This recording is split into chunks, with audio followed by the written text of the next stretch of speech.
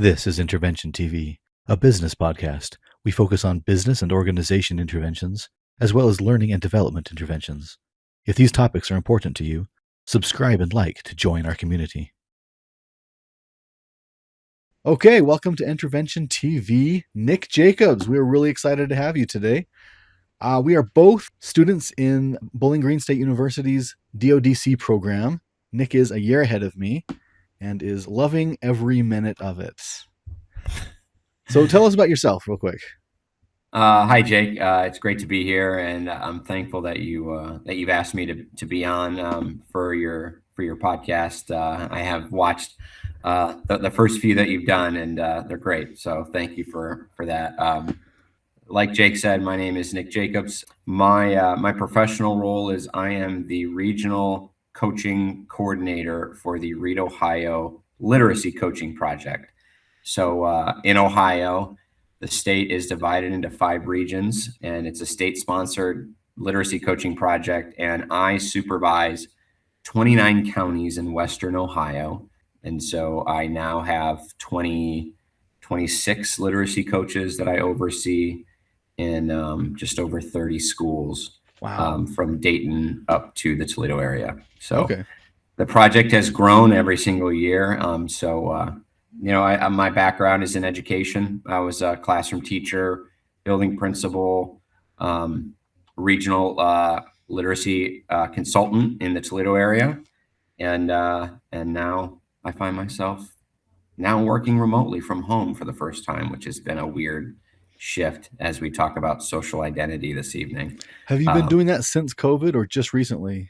No, this is I started in August. Oh, wow. 25. So it has been a big adjustment. Yeah, that's different to life in job land. So there's benefits that are wonderful. Especially, I have a 4 and a 5-year-old at home, and aging in-laws down the street. So it's been really nice in that regard.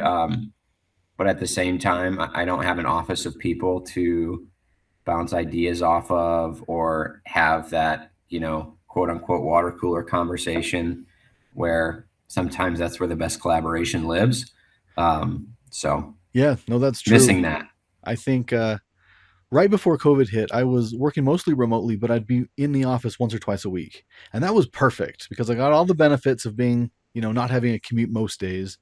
But then I could go in and we could have conversations, and that was really the one thing that you don't get. Mm-hmm. Yeah, you have to kind of schedule them, and then they're more formal, and then they're not the same. Exactly. You miss out on the energy that lives in in an office full of people who are all there for the same reason. Yeah. So one of the topics that you have spent a bit of time researching is social identity theory. And let me know if I'm wrong, but I believe that this was not initially an organizational development theory. This was a social psychology theory.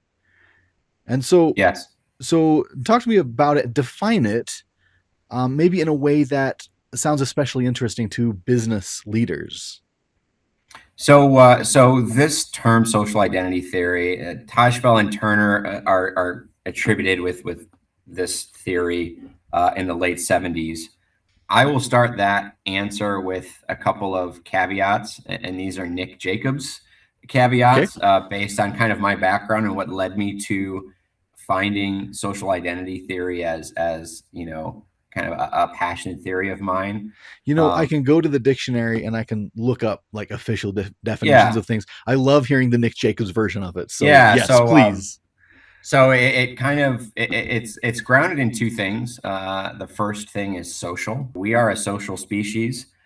I became really drawn to some of the work that Dr. David Rock has done with the Neuro Leadership Institute. He wrote a book called Your Brain at Work. And, it talks about how when we are in social settings, that our brain is pre-wired to find patterns and to try and establish a degree of predictability. And, oftentimes, we find comfort and we find peace in having that degree of predictability and knowing where we are in the spaces that we occupy. And so social identity theory, the other kind of big anchor is identity. And a bias that I have is that the beliefs and values that we hold, the capabilities and the skills that we have, the environments that we create, the behaviors that we take part in, like those are all informed by the identities that we hold. So, and we all have various numbers of identities. I am Sure. a parent. I am Caucasian. I am in my 40s. I am a coffee drinker, even at it's 8:46 my time. Um, so we have all of these identities that we bring into social settings, and depending on the groups that we're with, we're able to almost pull out the identities that apply to that specific group. So So when we, people talk about themselves as being kind of flexible, right? I can adjust myself to fit into lots of different groups. Maybe from this perspective, from social identity perspective, I'm adjusting where I identify at any given time, or what I'm bringing forward. Is that inaccurate? yeah, so I use the word adaptive a lot. Okay, And through Thinking Collaborative, which is an organization that I train through, adaptivity is changing form while clarifying our identities. So as you go into different social settings, like, so you have a job, you've got, a collection of colleagues, you might also have a family at home. My daughter had a swim meet yesterday, so there's like the swim parents, and my son plays t-ball, so like that's a whole different group. And so, I'm able to be adaptive and be who I need to be so that I can be my best and most productive self in each unique setting. And so social identity theory, to get back to the original question, um, is, it kind of posits on the fact that we all see ourselves as individuals, but we also see ourselves as members of groups, and that we attach our value, our reputation, our success, to our identity as members of those groups. is it going too far to say that we sometimes attach our sense of self-worth to those groups? I think certainly that could possibly be. I mean, part of Okay, social identity is that, we'll probably in some way, shape, or form talk about this whole idea of the in group versus the out group. sure. And I think in human centered trains of thought or bodies of research, there every coin has two sides. And so when it comes to something like attaching my own self-worth to the identity of the group that we're in, that can be a very powerful, positive thing. And I think if, as a building principal, I very much wanted to produce that feeling in the teachers that I supported is, we are part of this school. We are, here for students. And so, the success of one means the success of all, and the success of our students means the success of us. Um, you know, but on the other side of that coin, there can be like a toxic nature to that as well. Sure. Um, if we leave, the K-12 space, or if we leave, professional settings and, talk about, the political spectrum, and I don't want to talk about politics, but there are other areas where people attach their own identities to a group, Mm-hmm. and they're very much are,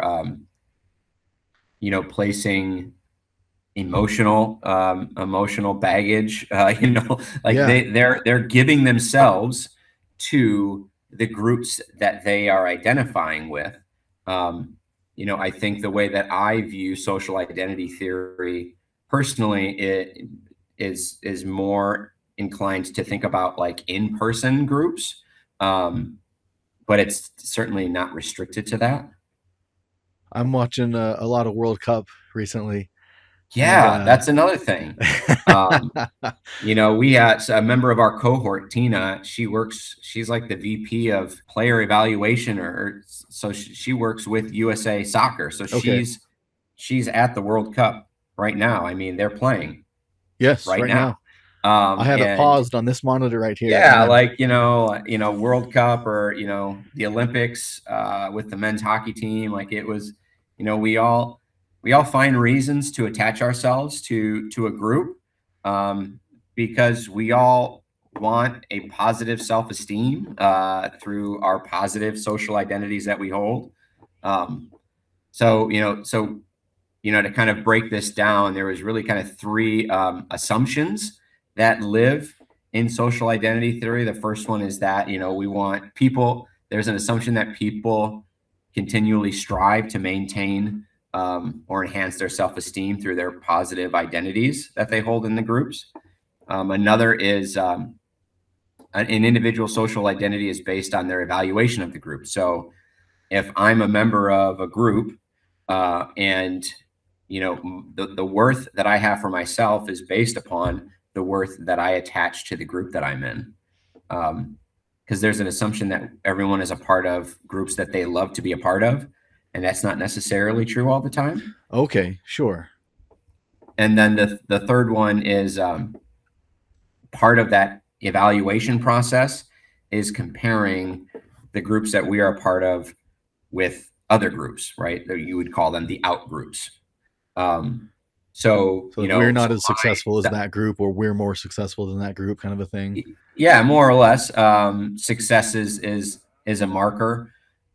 Psychological safety, which is something that that you spoke to in a past Mm-hmm. episode.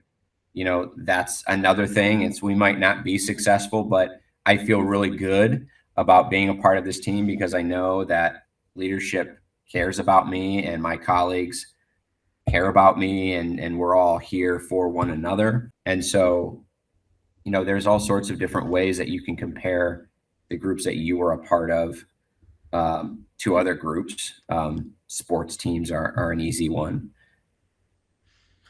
Yeah, no, and I think World Cup is fun because it's sports teams, but it's also like my country, and so it just brings out a whole different level of passion. I was watching the Mexico game last night. It's Mexico Ecuador, and just every time Ecuador got the ball, you can hear the whole crowd booing.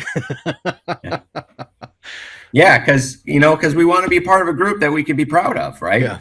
And through that pride, like a group adopts their own norms Uh huh. and their own values and behaviors to where it almost turns into almost an element of code switching where when I'm in a part of this certain group, I talk differently, I think differently, and especially when I'm a teenager, like very very influential social identity roles that we carry at that time in our lives. So, but yeah, but we're always seeking positive social identity. Um, and as you said, World Cup, it can be our team versus their team, or in professional settings, it's our company versus our competitors. I found it, in a K-12 setting, there's in groups and out groups, even within a school, where Sure. it's our grade level team versus all of the other grade level teams. And my inclination or lens to view social identity theory is always through positivity, through building pathways for collaboration. Um, but it can also build walls to collaboration as well. Yeah, I think one of the things that comes up a lot is that organizations or like you're saying groups tend to kind of follow these toxic paths, and maybe that's not the right word, but we have built into us the tendency to do things dysfunctionally, and in order to combat that you have to be very intentional about it, and you have to understand what it is that you're actually combating, and that allows you to do something different, like psych safety. But yeah, like you were talking about, we want to build a positive group identity and not, try to avoid going down those paths of the hyper competitive or the really negative group identities. Well, and I mean, not to go down a rabbit hole, Jake, but there are so many root causes to the dysfunction that you point out, as Okay. as far back as because to understand something like social identity theory and how it translates into your own work setting, you have to have or learn, a systems view of how all of these different complex systems kind of interact with one another. Acknowledge that there are different groups within a larger group. So there's, kind of overlapping levels Uh-huh. where, for me, when I was a classroom teacher, I had the identity as the high school social studies teacher. I also had the identity of a member of the high school staff. I also had an identity of the member of the school staff or the district staff. And so, speaking to the different identities that we hold, they, oftentimes, especially in professional settings, they have a vertical alignment through the different leveled systems that exist. And, to tend to that, it requires leadership who are well trained and able to navigate the people side of in my case K-12 schools, while also projecting a plan. It takes a leader who is capable and able to collaboratively build a plan, to cast a vision, to establish a set of core values that are shared throughout the school. And it's not telling them what their core values are, but it's creating that group organically through a shared leadership style. Uh-huh. And in some organizations, in some fields, it's easier to do than others. But so to do that you need training and support at all levels.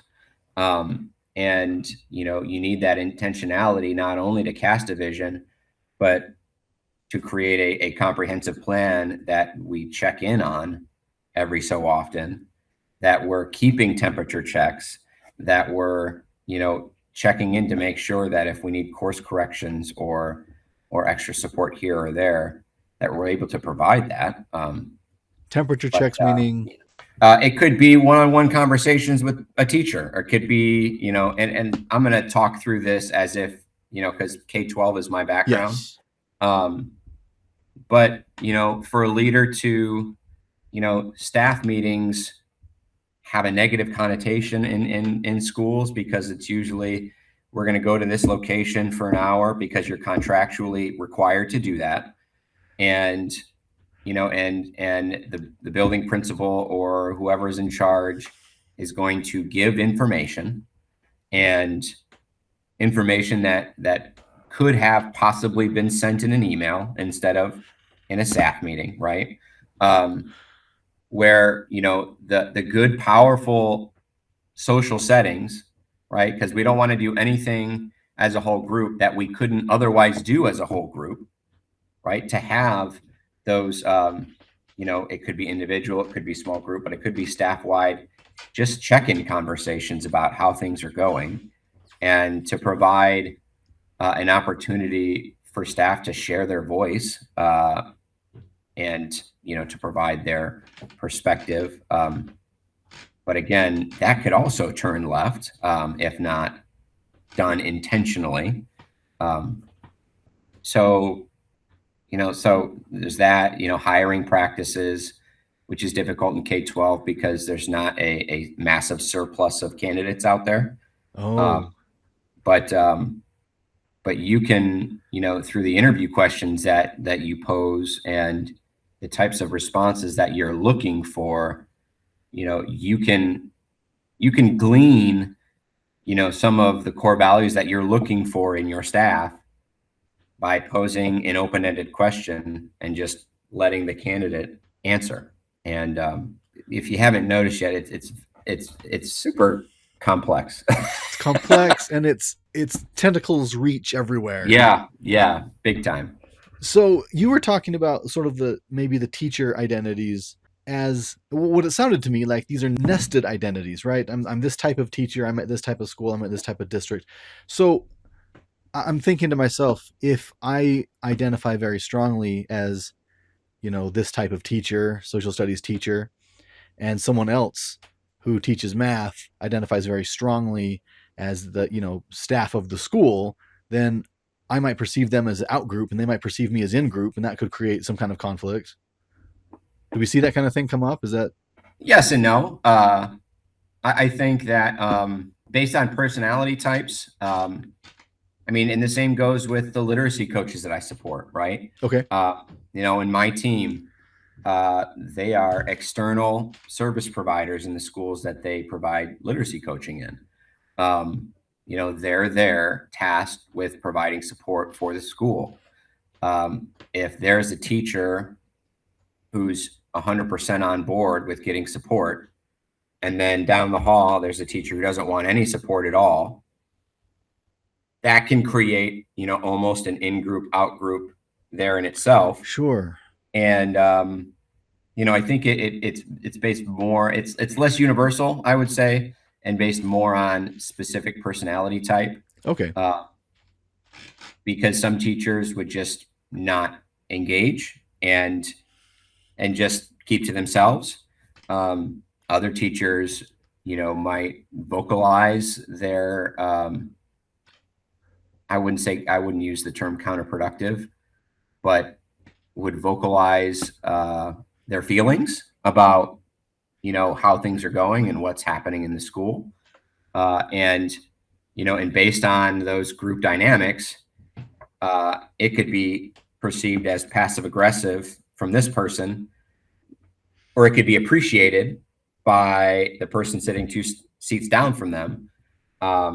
It all really depends on the culture of the groups that they are a part of. Yeah. Because some groups don't really have an identity. They're just a group of adults. There's no clear through lines that connects all of them at a deeper level, right? Where, yeah, I have this role. We all serve these students. Yes, we're all here to do a job, but at a deeper level, there may not be an identity of the group that they can all kind of agree on and adopt together. Is it preferable to have an identity? Like if I'm in a situation that you're just talking about, would it be worth my time to spend effort trying to create an identity, or is it academic and neither good nor bad? I think that lives in the group. Okay. I think that you see it all the time. People in groups, they try and take it upon themselves to create their own identity, and sometimes they're successful, and I would argue oftentimes they may not be. Okay. Where when I'm trying to force my identity on somebody else, they respond in various ways. But it's really, the magic between the interactions of the members of the group that form the identity, and the identity might be positive. We hope it's positive. I think it's worthwhile to strive to create a positive identity within the groups that we're in, I guess, to answer your question. But it's less about me wanting it for me, and it's more about who do I have to be as a member of this group, because it's part of my responsibility to develop this group to where we all agree we want to go. And so, everybody has a role in that. And, when you have, a person who has role authority, whether it's explicit or not, try to dictate what their identity is, oftentimes that's met with some disdain or with some scoffing, whether that's spoken, whether that's in body language, or whether that's in the absence of, some behaviors, if that makes sense. Yeah, yeah, that does make sense. You used the term magic just earlier, and it made me kind of think. A lot of times we have these really complex constructs, and it's hard to model them, or it's hard to try to describe them. And maybe that's exactly what we're facing, is we're trying to make the magic more tameable, or I don't know. Well, I think it just speaks to, human-centered systems, right? Why do you have to be so complex? That's what it is, right? Yeah.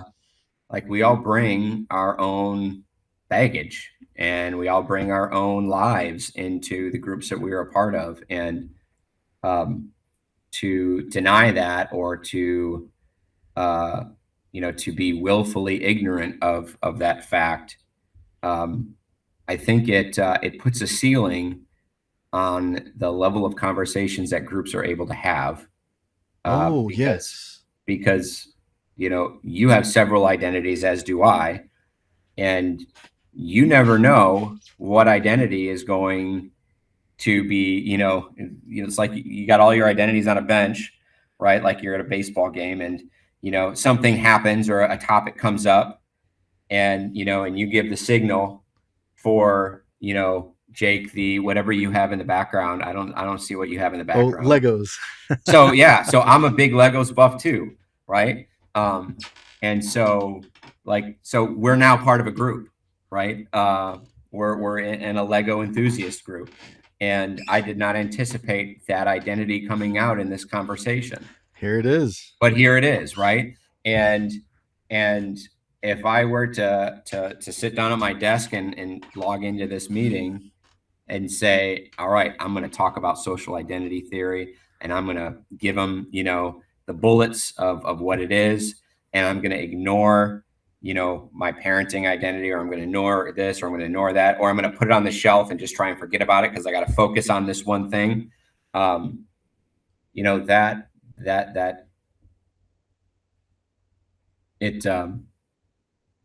it really gets in the way of a group's potential, and a group's capabilities being grown.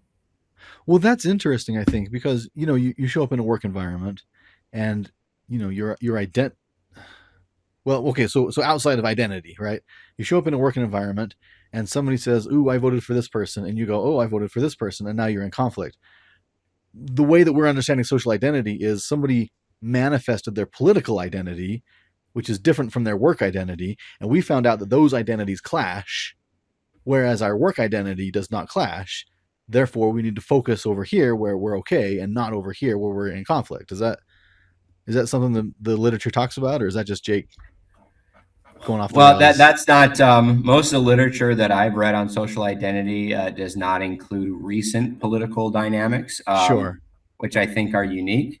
Well, but it wouldn't have to be political. It could be, like we said, sports teams, or I like cats and you like dogs. Any idea, any opinion that might conflict Yeah, could be understood as a social identity. but I think to your point, we do have identities that may clash with those that we are in group with, right?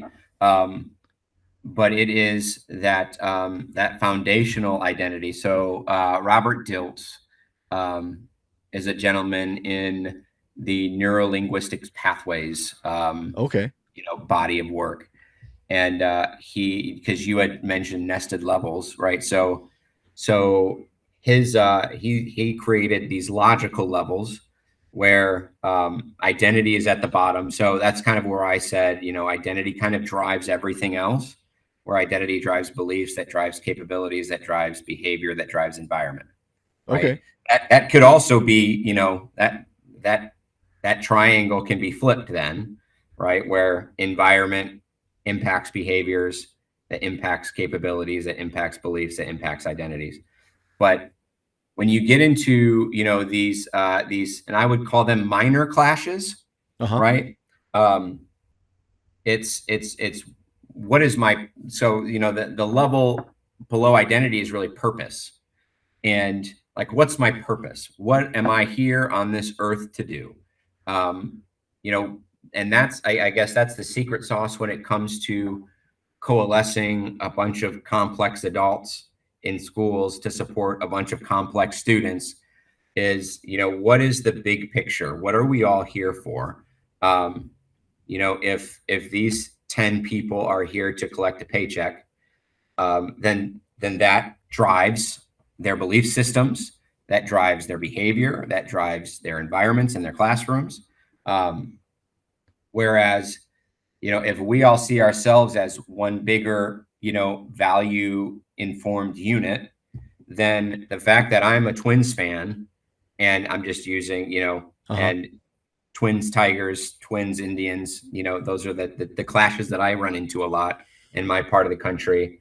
That's something that we can joke about, right? And we can use that as, a banter back and forth, or we can just choose to, for my personal preferences, choose to ignore it because that's not vital to the work that we're here to do, especially if it's something that oftentimes leads to tension or hostile work environments or Sure.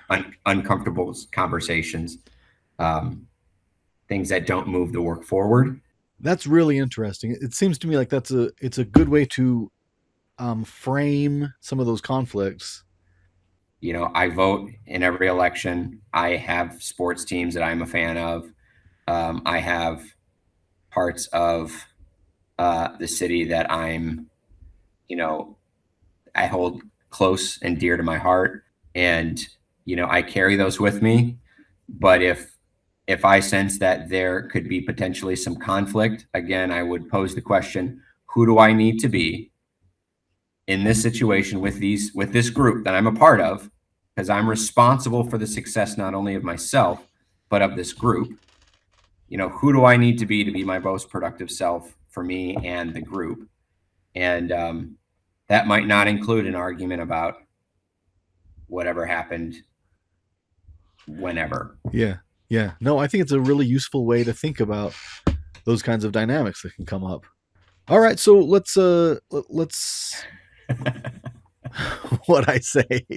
No, it's just it's we've kind of gone down we kind of went down a rabbit hole a little bit No, there. it's an interesting rabbit hole though. That's okay. I think it's a socially useful rabbit hole.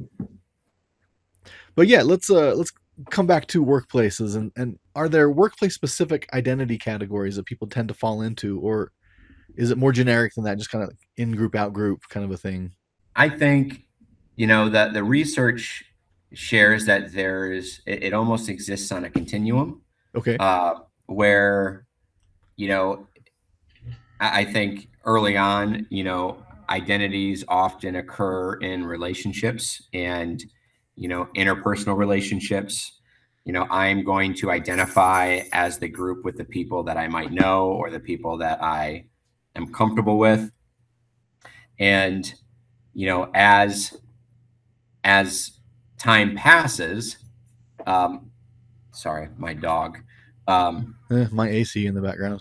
Yeah. So there's a continuum, at play here where, there's people who might have roles and they would create interpersonal relationships based on their role.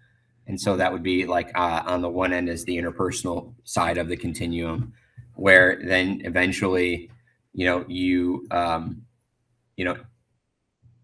move from interpersonal relationships and individual characteristics to then be shaped with the group identity and the group behavior and the group characteristics. So it would be interpersonal on one side, intergroup on the other. But I think people are just really complicated, and so to label it as simple as people are either in group or out group. I don't know how you would do that, especially in a social setting, like a school or any workplace, where, you know, I don't know, if you look for examples of in group, Yeah. unless you are a very, very unique individual, you can find things to be a part of an in group with, right? Okay. Uh, I mentioned coffee. Um, Coffee could be an in group in an office, right? Because some people drink coffee, some people don't.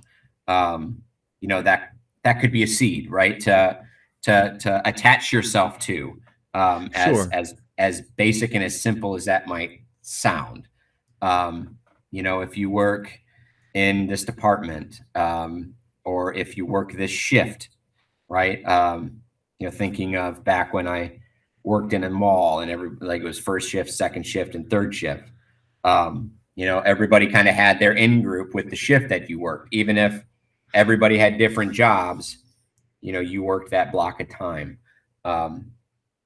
But so roles offer some really easy kind of in group examples, but also, again, as you kind of zoom out, the hope is that through social identity being formed and strengthened, at a smaller level and then branching out, you would have, some role in groups to some organizational as an in group.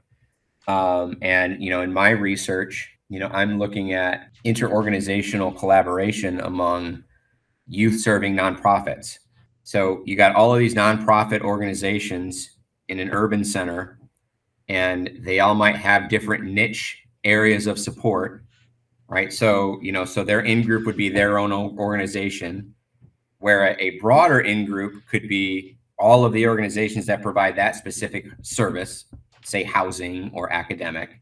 Um, but the goal and what my research is trying to determine is, if we plan a 1-day collaborative event that gets as many of these nonprofits in one room as possible, can we create a shared identity so that the in group then just becomes youth serving nonprofits?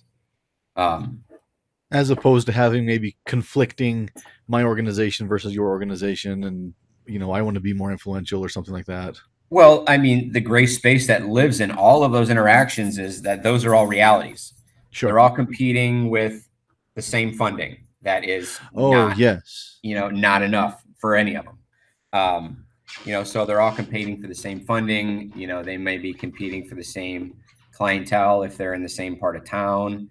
So they all have livelihoods, but again, thinking about, that level below identity and what is our purpose, and knowing that we cannot solve all of the problems that exist on our own, that we need to collaborate with others in order to have a more powerful and broader impact. That is where social identity takes those levels. So essentially levels out, right? Again, with intentionality, with, the language that we use, is a big factor for, I mean, personally, I try very much to, as I coach my coaches, as I live out the things that I preach, so to speak. It's like, we so much in terms of the quality of the relationships that we have in our workplace. Um, Speaking on identity is, are we authentic, right? So is our identities that we hold, are they real, and are they true? Are they truly identities that we hold, or are they identities that we want to hold, that we Oh, wish we held, uh-huh.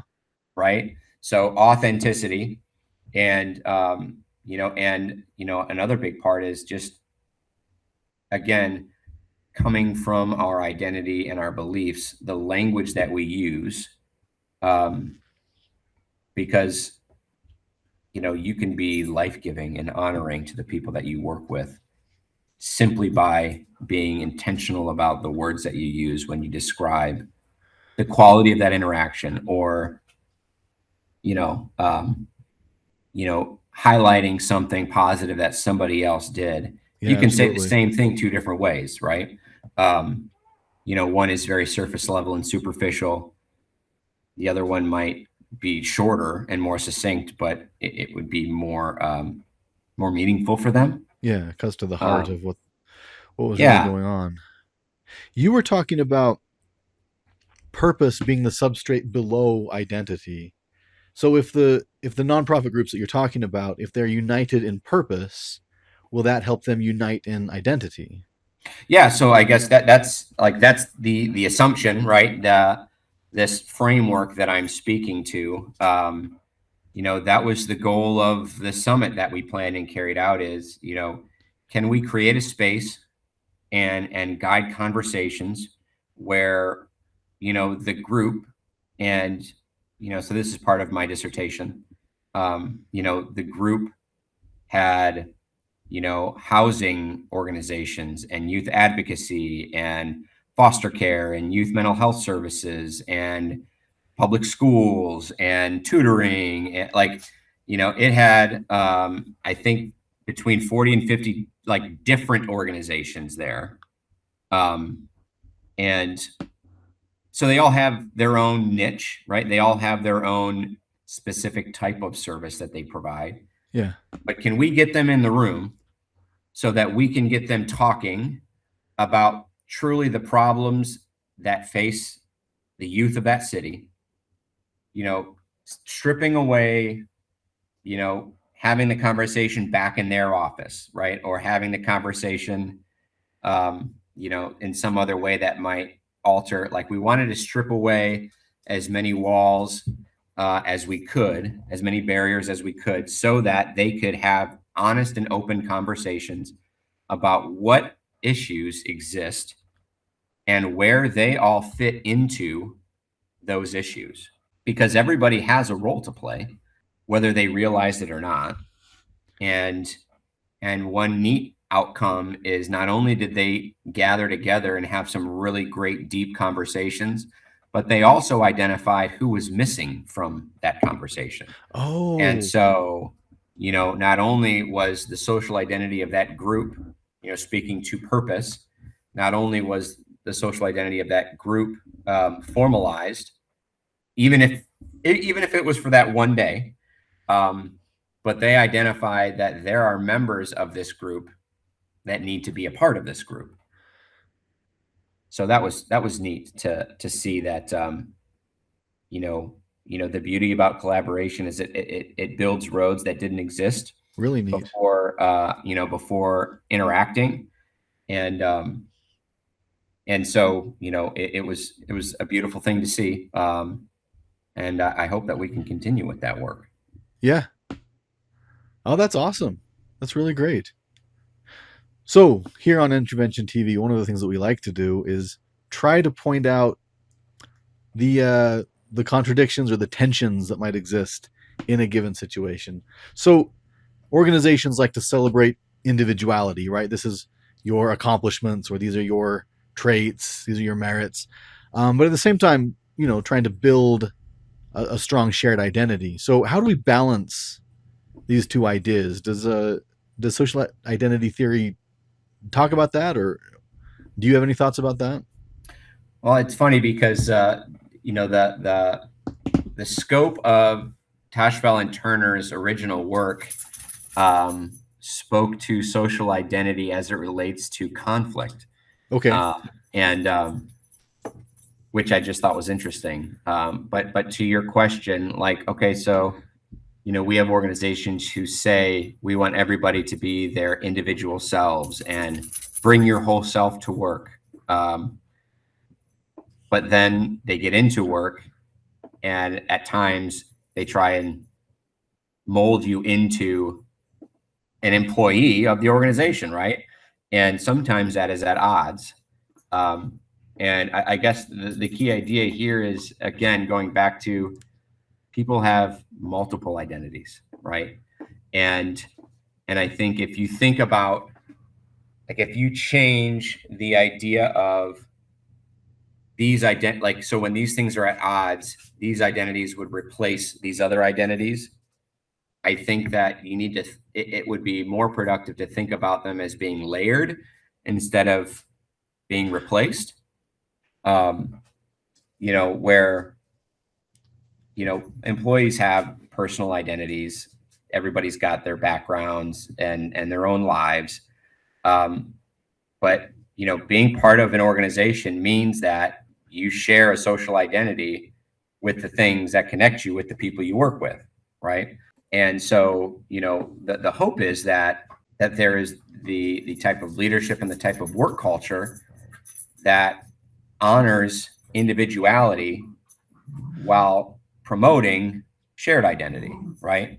Um, where we can be us, and we can honor the individuality of the people that work there in a number of different ways. Um, but at the same time, we're all here together doing the job to, meet this outcome, whatever that might be. Um, So it sounds so like the key to that is the functional culture. yeah. I mean, and the culture would say that we are distinct individuals, but not but we are distinct individuals, and we share a higher order identity that is meant to orient our work. It drives how we show up to the workplace. No, that makes a lot of sense. See, one of the things that I'd love to model is that idea of corporate culture, and how do we build it, how do we pick and choose it, how do we define it, and what is the effect of it. So a lot of what we research in organizational development and change has to do with change resistance, change adoption, things like that. What role does identity play in these ideas as an organization is doing development or doing change? I think that identity is central Okay. to the role of whether or not a person is resistant or a person who adopts. Um, because change inherently forces us to change the way we think about ourselves. Mm-hmm. Um, in the state of Ohio, we're going through a bunch of sweeping legislation that is putting into law how teachers are meant to instruct literacy practices. Oh, really? It requires districts to use specific high quality instruction materials and curriculum that have to be on a list that have been vetted by the state agency, the Department of Education and Workforce. And so, I think a lot of times a question that I always kind of roll around in my head is, what is the source of change? Is it, if our organization identifies things that need changing, and the organization takes it upon itself to map out what changes need to be made, creates a forward thinking plan about what that might look like, what are all of the systems involved in this change, and how it impacts people at each level, so that we can be transparent and communicate and do all of those things that that our brains crave when it comes to things that may seem uncertain. um, you know that's an example of an identity shift that when I spoke earlier about adaptability, where we're changing form and we're clarifying our identity. Uh-huh. We're making this change because of what our purpose and what our identity is, right?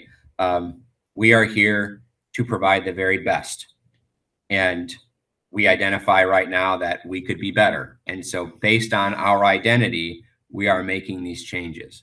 So, as far as adoption, identity is a driver of change, where in other examples, change is mandated, where, this external body, whether that be a state government or, a corporate office or whatever, when when they are forcing change and there's a lack of clarity and there's poor communication, that creates, inherently resistance, because it creates uncertainty and it creates discomfort. Goals are no longer shared, right? Because company goals clash with my personal goals of enjoying my job and doing the things that I've done all of these years, and now I have to do things differently. So I could view resistance maybe as this person identifies more strongly as, the guy that uses the outdated software than they do with the larger organization. Yeah, that person's identity is informed in some ways by that, habit that they've done for decades in some case. I remember when I was a teacher, I had teachers who refused to, to adopt like digital grade books, Oh, because I've always kept my grades here. I don't want to do it differently. And, as a leader, it's very important to gauge, okay, so what does change look like? And, and what is our identity? Because that seasoned teacher who wants to grade in her grade book, like, is that a vital part of the change that I need to see? In some cases, it wasn't. In some cases, I mean, that's kind of a left field example, but, when no, it but that's comes to, good for thought. in some Does this cases, matter? yeah, like, does it even matter? You know what? Go ahead, keep grading out of your grade book, because I need you to be your very best. And I don't need you to stress out about, opening up Google and breaking out in hives, because you won't be your most productive self. Sure. You won't be able to, meet with other teachers without complaining about Google. Like, that's the topic of every conversation. And so it's a balance. But yes, oftentimes, in my experience, those resistant to change, they either, want to cling on to the safety of their status quo pre-existing identity, or Jake, in some cases, they've got valid points, Yeah. and, they're resistant for the best of reasons. Like, it's not that I don't care about this change. I really, really, really care. And I think this change could be done somewhat differently, or I have these thoughts or ideas, and I think, leadership deserves to hear them.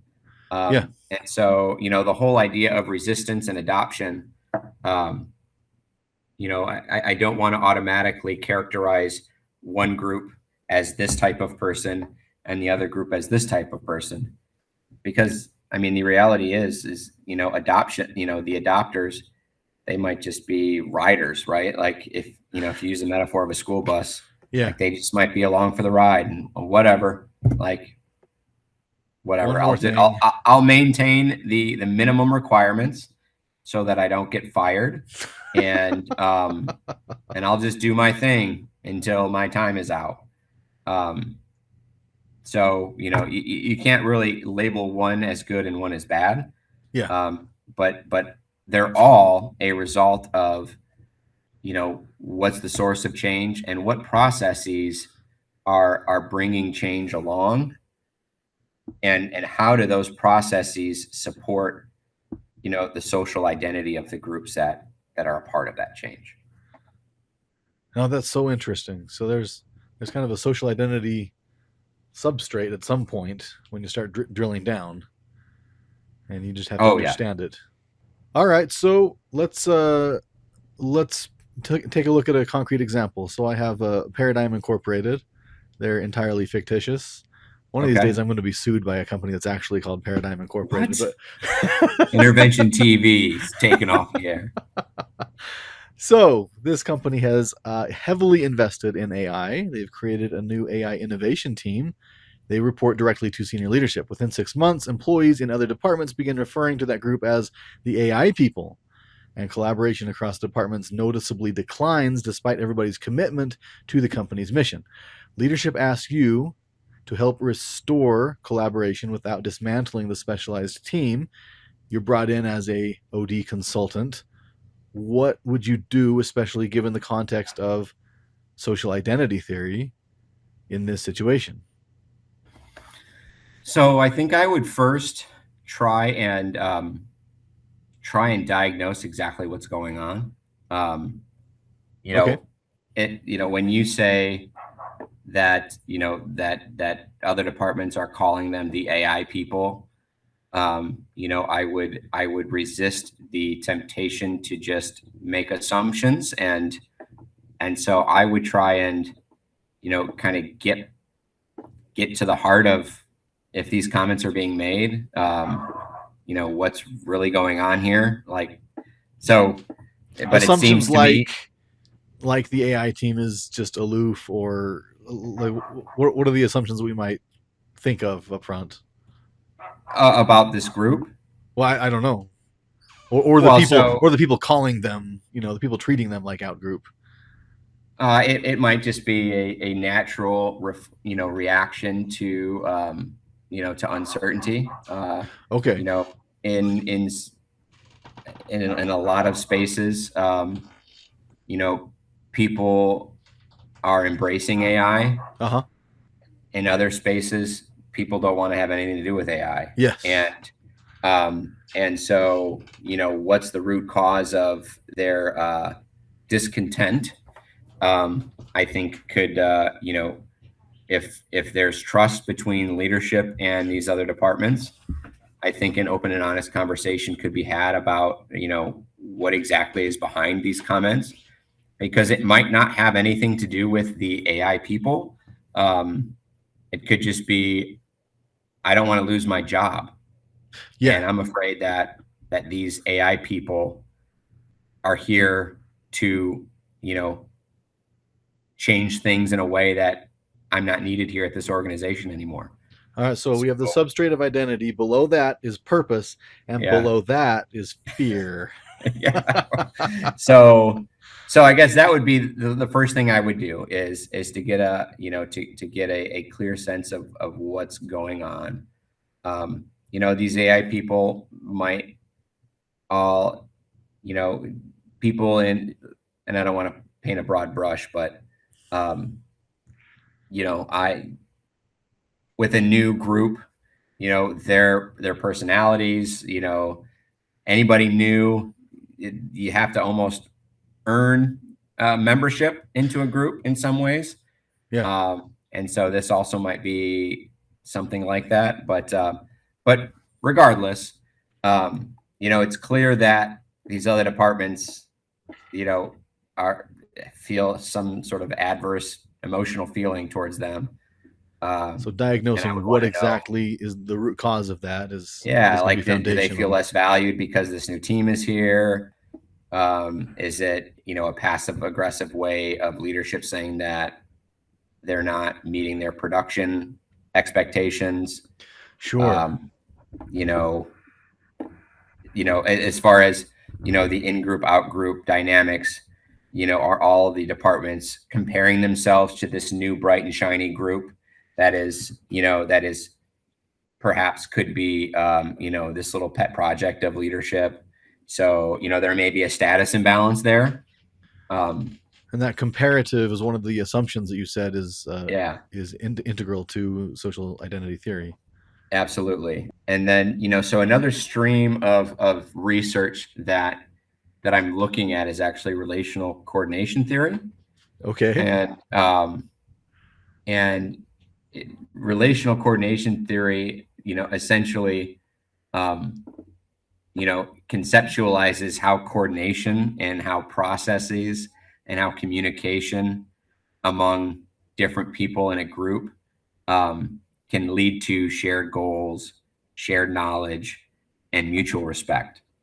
So beyond the surface level identity or the surface level identifications that these other departments might have, um, what processes exist that might help or hinder the communication patterns? Like, do they have different goals, or do they have the same goal, or do they even know what the goal of this AI team is?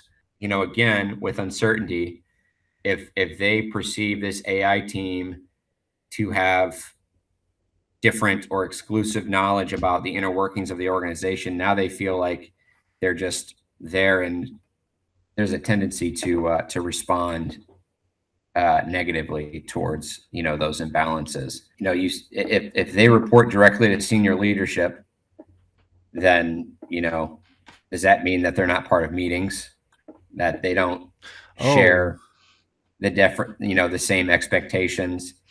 So there's just a whole lot of questions that I have, people and could I be think, looking at this group and seeing how their responsibilities are different, how they're treated differently, how their reporting structure is different, and making assumptions based on what they perceive. Is that well, yeah, I mean, use the metaphor of it's November or December, and a teacher has got this classroom humming and everything is going really well, and they get two or three new students, and it completely changes the dynamic and the makeup of the classroom, yeah?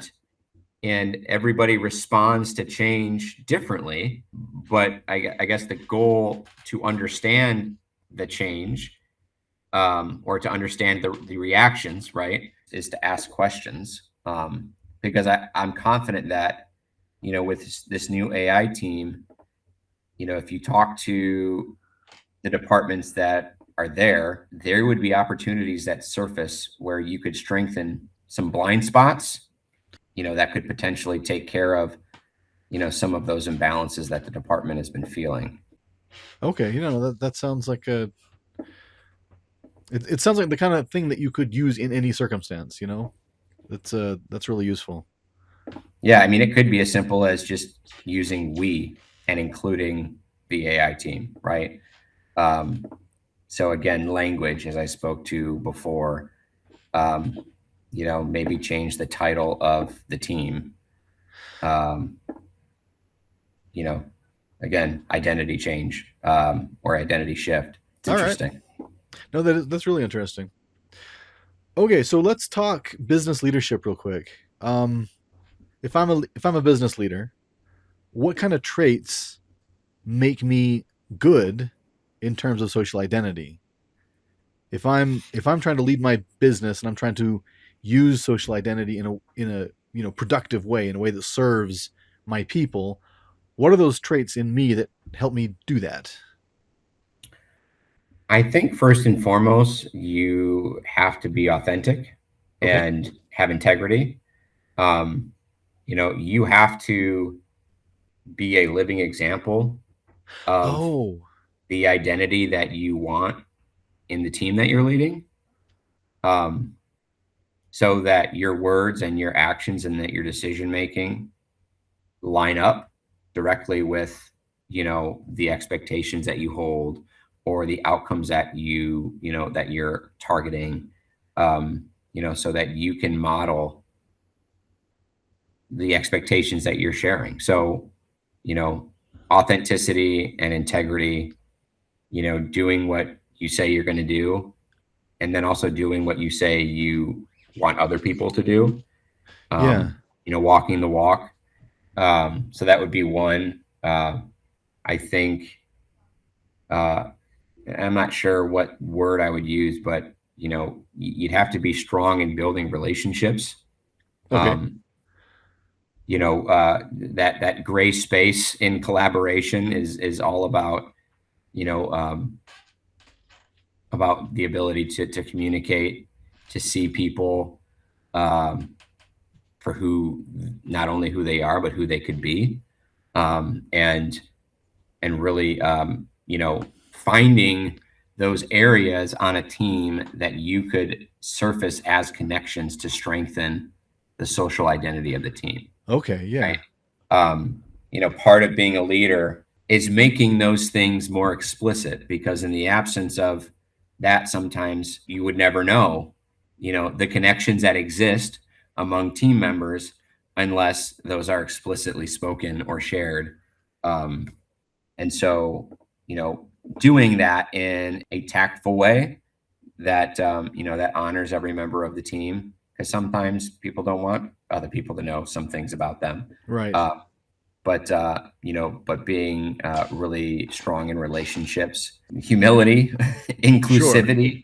Um, you know, there's power in honoring every member of the group.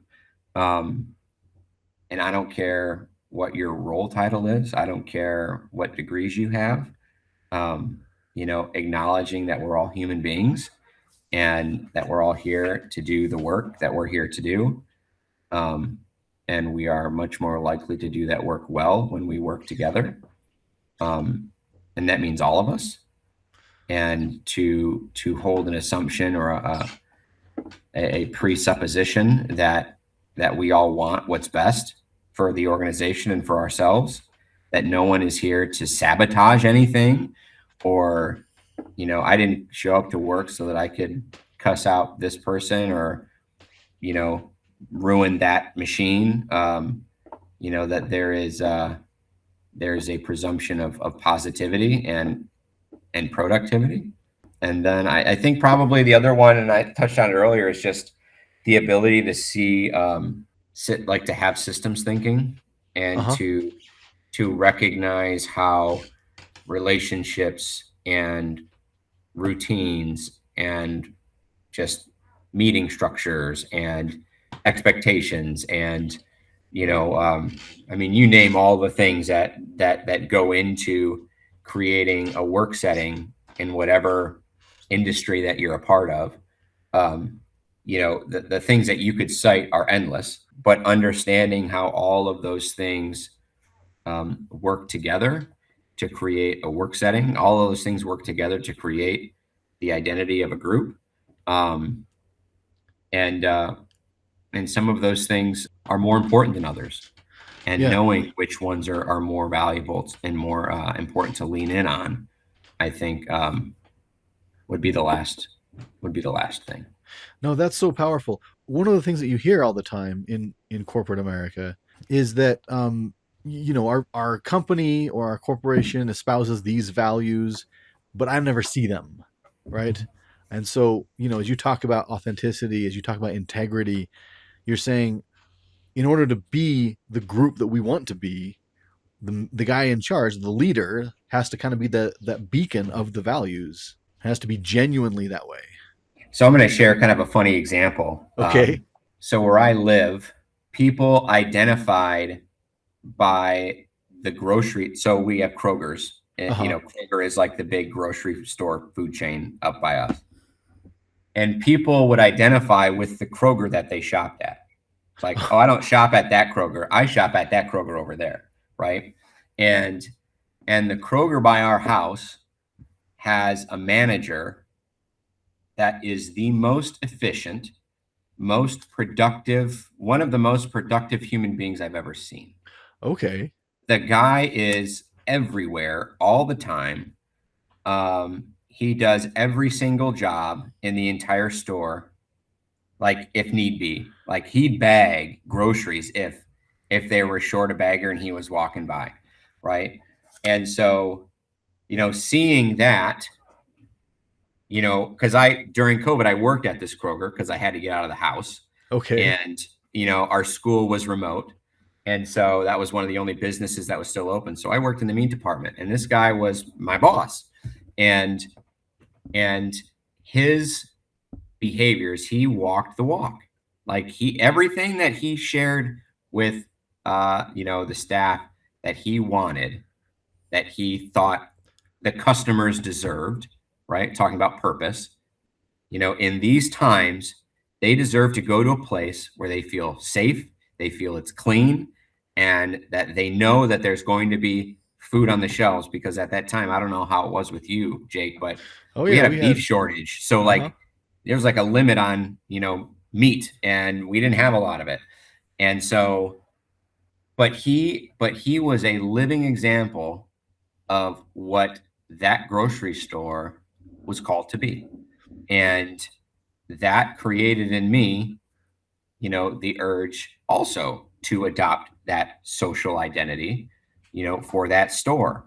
And our departments were our departments, and we had our, like, healthy little banter back and forth with the produce or with the deli, but at the end of the day, we were all there working together, and we were the Lambertville Kroger. No, but that's such a powerful story of really good leadership and And how. any random person who walked in that grocery store, if you would say in 5 minutes, tell me who the manager of this store is, Okay, every single person would say, obviously, it's that guy right there, right? Because he's working harder than everybody else interesting. in the store. I Yeah. mean, just nonstop. So, it kind of made you appreciate the group that you were in.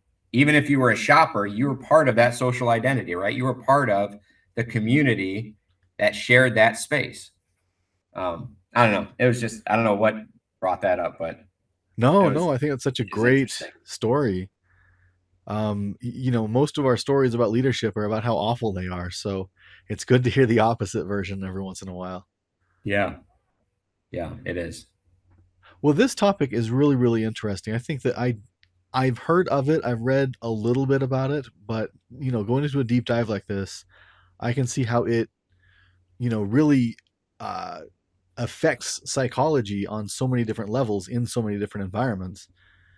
Is there any concept within social identity theory that we haven't talked about that you feel is really vital you'd like to talk about?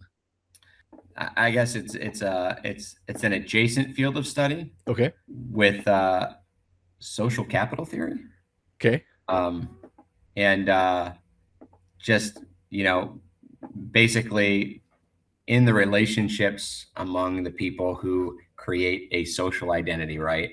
Um, that the actions and the definitions that we all hold in terms of the networks and the norms and the coordination we mentioned earlier, that we see all of those things as value, and so that's in essence that's social capital that we hold on to. It's almost like a return on our investment in the relationships that we have. Okay. And Interesting. so if you think about social identity and how we all strive to find positive, emotions tied to the social identity groups that we're a part of, social capital would be,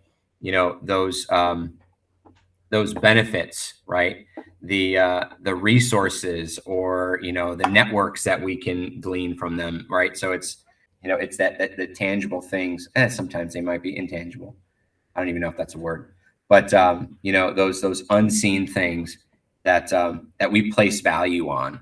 Um, and but again, it's there's a lot of just interweaving threads of research.